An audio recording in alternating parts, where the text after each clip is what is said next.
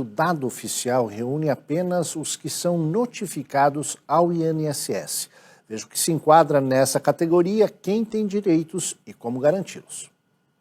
A maioria das pessoas tem a noção de que o acidente no trabalho seja apenas aquele acidente físico, ou digamos, a pessoa cai, quebra, fratura uma perna ou um cotovelo, enfim. Mas existe um outro lado dos acidentes do trabalho muito desconhecido da população, que é as doenças osteomusculares relacionadas com o trabalho e também as lesões de esforço. Muitas das pessoas que trabalham, às vezes trabalham num ambiente negativo, numa situação em que a pessoa acaba contraindo, por exemplo, uma doença mental ao ser pressionada pelo superior hierárquico, mas também as lesões da coluna causadas pelo esforço.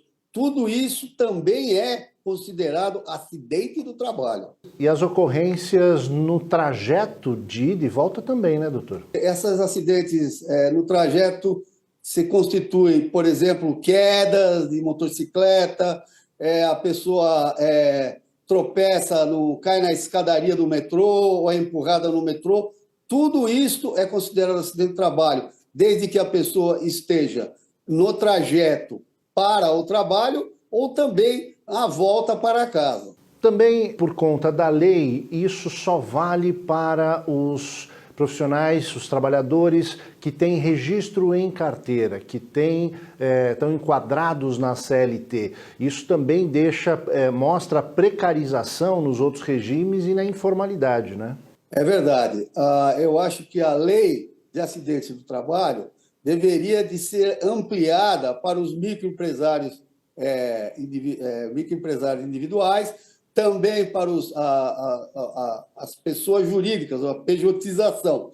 Mas, infelizmente, só é voltado para o contrato de trabalho anotado, trabalhadores registrados. E, mesmo assim, olhe, nós temos 612 mil ocorrências no ano passado. Uma vez que o acidente acontece, o que o trabalhador deve fazer?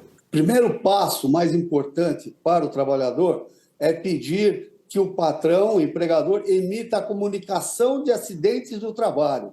Esse é um documento importantíssimo que abre as portas do INSS para acolher aquele trabalhador como vitimado num acidente do trabalho e registrado. O que acontece? Muitas vezes o empregador não fornece esse documento, por várias razões.